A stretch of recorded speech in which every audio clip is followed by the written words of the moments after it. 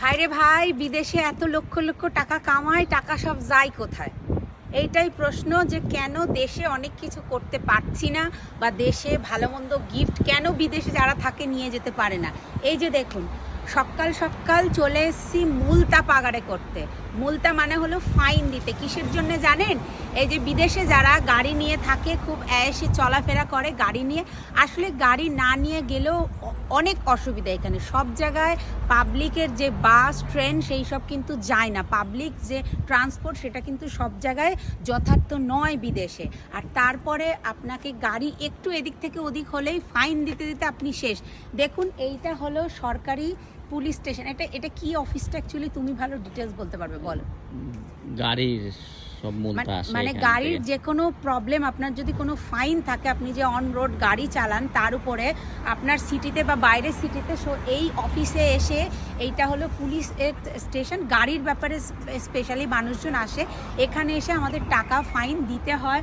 তো এসেছিলাম এই বিলটা নিয়ে, ভেতরেও ঢুকেছি, টাকার জন্য জিজ্ঞাসা করেছি যে কত টাকা আমাদের ফাইন রয়েছে, কিন্তু তারা গাড়ির লাইসেন্সটা দেখে ঠিকমতো বলতে পারলো না, কারণ আপাতত কোনো ফাইন নেই এই সিটির মধ্যে। কিন্তু গত বছর বেড়াতে গেছিলাম অন রোড গাড়ি করে সুইজারল্যান্ডে, আর সেইখানেই হাইওয়েতে কিছু একটা ফাইন এসছে। তো সেই ফাইন এখানে রয়েছে 183 ইউরো। 183 ইউরো আমাদেরকে দিতে হবে ফাইন। কিন্তু এখানে বলছে কি যে আমরা এটা সম্বন্ধে বলতে পারবো না, কেন এটা হাই রোডের ব্যাপার, অটোস্ট্রাদা, সেখান থেকে মানে টোল যে পার হই আর কি, আমাদের দেশে কি বলে টোল ট্যাক্স, তাই না? তো এখানে বলা হয় আউটোস্ট্রাদা। তো সেইখানের ফাইনটা এসছে, তোমাকে অন্য কোনো অফিসে গিয়ে এটা জমা করতে হবে, বা সেখানে ঠিকমতো ডিটেলস খোঁজ নাও। তো এখানে আমরা টাকা জমা করিনি, কিন্তু দেখেন এটা জমা করতে বাধ্য, নইলে এই যে মুলতার টাকাটা মানে ফাইনের টাকাটা, এটা কিন্তু গত বছরের পরে আমাদের চিঠিতে এসছে। এই বছরে যখন আমরা গত বছর গরমে সুইজারল্যান্ড বেড়াতে গেছিলাম, সো এই টাকা যত দিন যাবে, বছর বাড়বে, তত কিন্তু সুদ সমেত টাকাটা বাড়তেই থাকবে।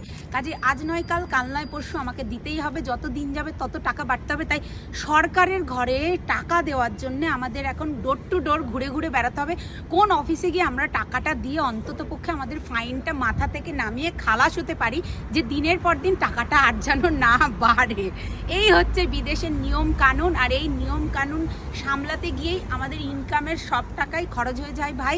বিদেশে যেমনি আরাম আছে, বিদেশে যেরকম সব কিছু রুলস অ্যান্ড রেগুলেশন সিস্টেমেটিক্যালি চলে, তো এই সব কারণেই কিন্তু এত সিস্টেমেটিক চলে, ধাক্কা কম হয়, বা মানুষ ভুলভাল গাড়ি কম চালায়। কারণ আপনি এক পা ফেলতেই, আর আপনার গাড়ি যদি ডান দিক বা বাদিক একটু ভুল ঘোরে, তাহলে আপনাকে মুলতা মানে ফাইন, অন্য কিছু নয় ভাই, টাকা দিতে হবে। টাকা তো টাকার জরিমানা হলো পৃথিবীর সব থেকে বড় জরিমানা। যখনই পকেট থেকে আপনার টাকা বেরোবে, সেইটা আপনার সারা জীবন মনে থাকবে যে এইটার জন্য আমাকে এত টাকা দিতে হয়েছিল ফাইন। কাজেই সেই ভুলটা আর আপনি দ্বিতীয়বার করতে পারবেন না। এটাই হলো বিদেশের সিস্টেম।